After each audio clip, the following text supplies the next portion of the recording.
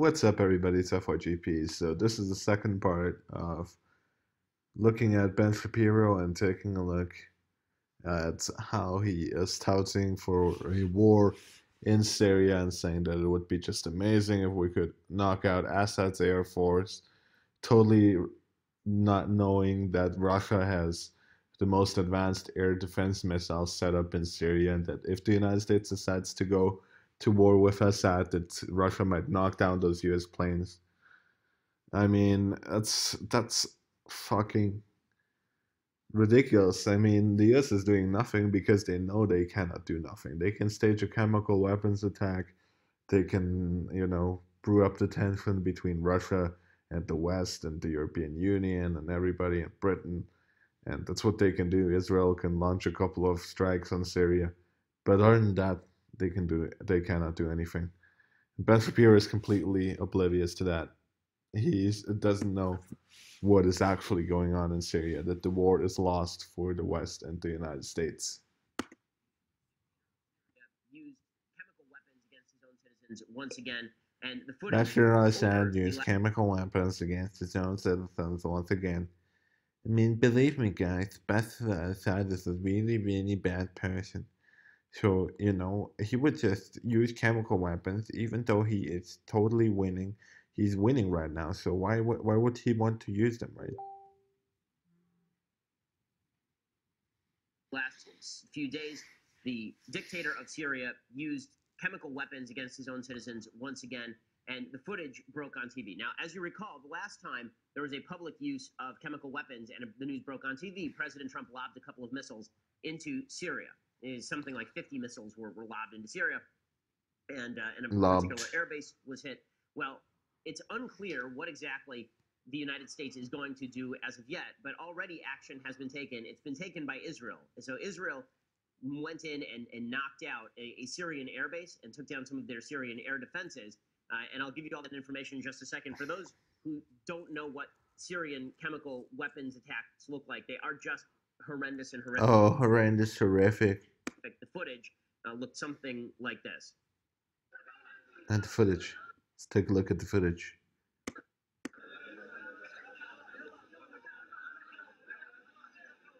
So you can see these children are, being treated. They're being washed off with water because they've all been down. Yeah, notice the lack of total protective gear of everything. No gas masks. Nothing. Chlorine gas allegedly was used. Everybody. With chemical weapons, a lot of these folks have died of suffocation. Something like 100 people died of suffocation, these are children. These are small children. So obviously, 100 people, and maybe you should take a look at Al-Nusra, who is in the area. They're always involved in those. I mean, whenever one of those happens, it always happens on the territory of Al-Nusra. When Assad is winning, and Assad has no reason to do this when he's winning. Fucking ridiculous. Maybe Al-Nusra is responsible for it. Maybe investigate the actual terrorists, right? Israel lashed out yesterday.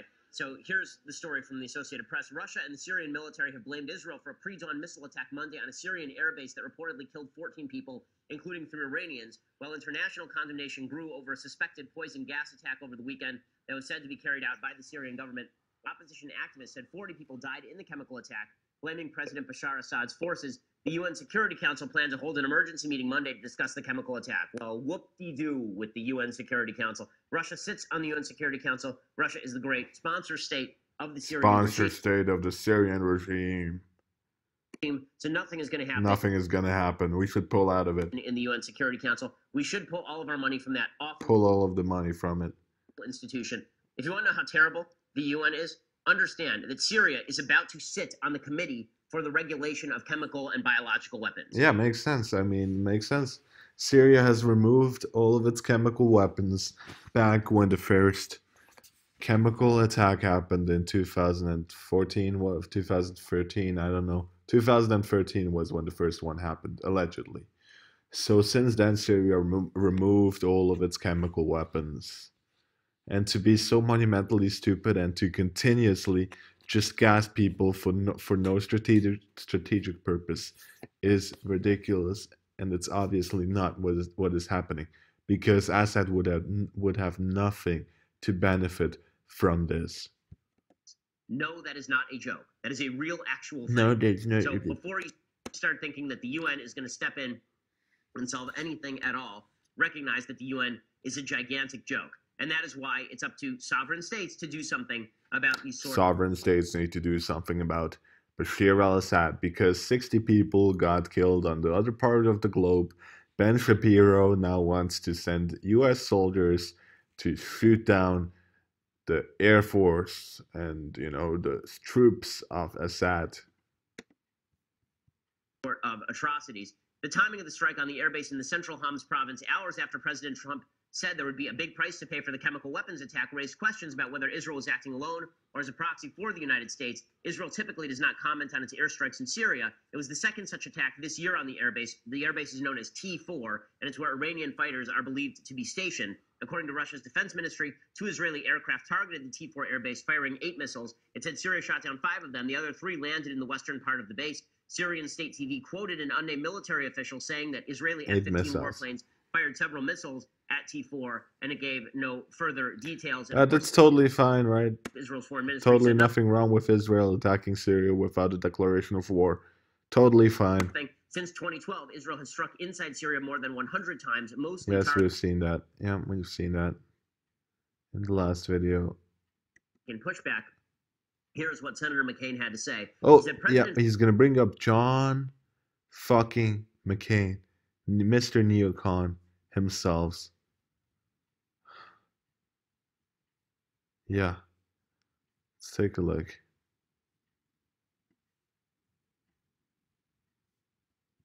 Trump last week signaled to the world that the United States would prematurely withdraw from Syria.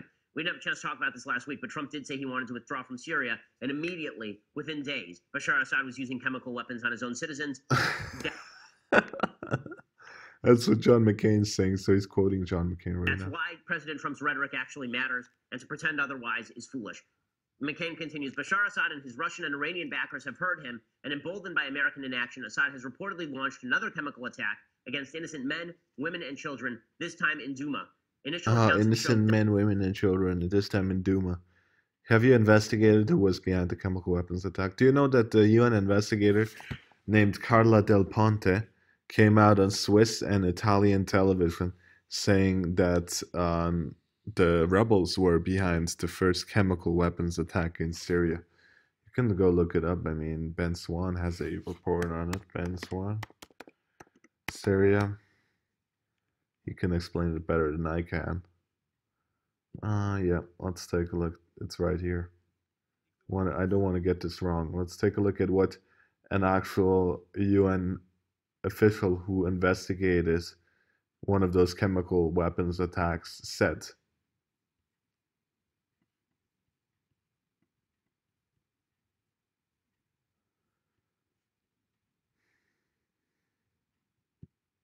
Oh my God. Come on. Internet. Please. Good.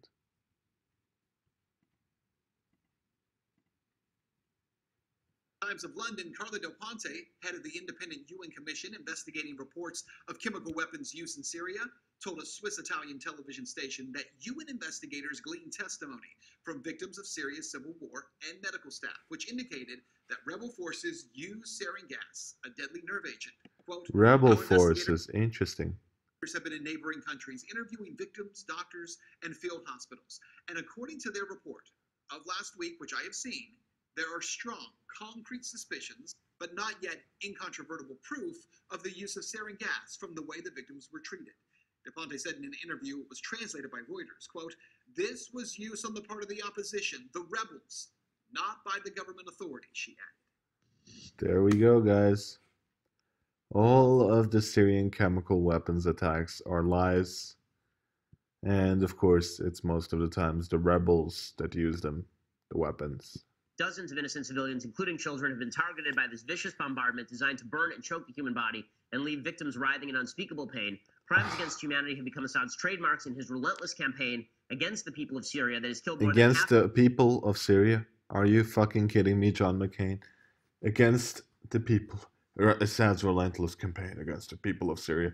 Now, how about Israel's, the Mossad's campaign, or the CIA's campaign against the people of Syria? The United States campaign against the people of Syria?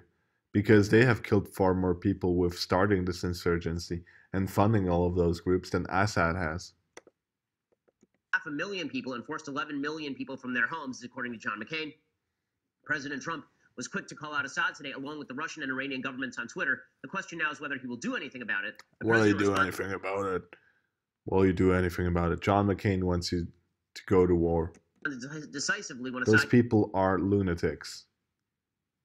Those people are absolutely beyond fucking, sane.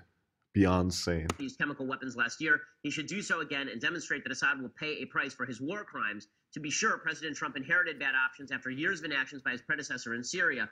History will render a bitter judgment on America for that failure, but no one should believe that we are out of options. We can and should change course, starting with a comprehensive strategy that lays out clear objectives for our mission there. Well, that is the big question, is what are the objectives going to be for the mission there? Because foreign policy isolationists, people like Ann Coulter or Rand Paul, they would say we have no... Rand Paul, isolationist.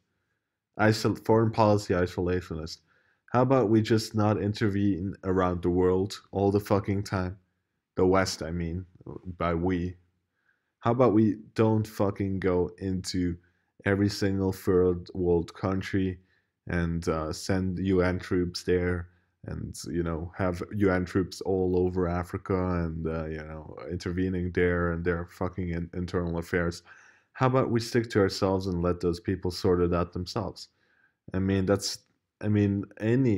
U.S. intervention does is make a conflict worse. It's proven. Look at what happened with Iraq. Look at what happened with Afghanistan. Look at what happened with Syria. And it's all intentional. It's all intentional destruction of all those countries. No interest in Syria whatsoever. So terrible things are happening there. Awful humanitarian crisis. But humanitarian crises are happening all over the world. It is not the job of the United States to stop every humanitarian crisis.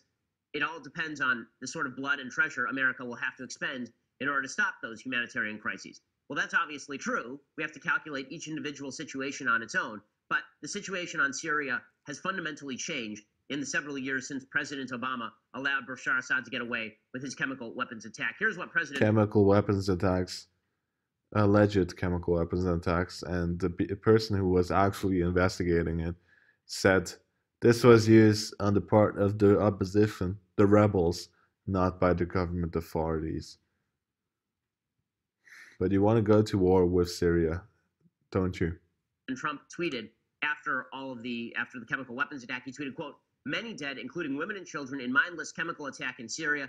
Area of atrocity is in lockdown and encircled by Syrian army, making it completely inaccessible to outside world. President Putin, Russia, and Iran are responsible for backing Animal Assad." So he's now gotten a nickname for Assad, which is entirely appropriate in this case. Big price, and continued big price to pay. Open area immediately for medical help and verification. Another humanitarian disaster for no reason whatsoever. Sick. Okay, all of that is true. The question becomes, okay, what is going to happen next? Well, Trump's national security advisor, his security advisor, rather, Tom Bossert, he was on national TV on Sunday, and he said, listen, all the options are on the table here. This is one of those issues on which every nation, all peoples have all agreed and have agreed since World War II is an unacceptable practice. So is it possible there will be another missile attack? I wouldn't take anything off the table. These are horrible photos. We're looking into horrible photos. People being showered over with water.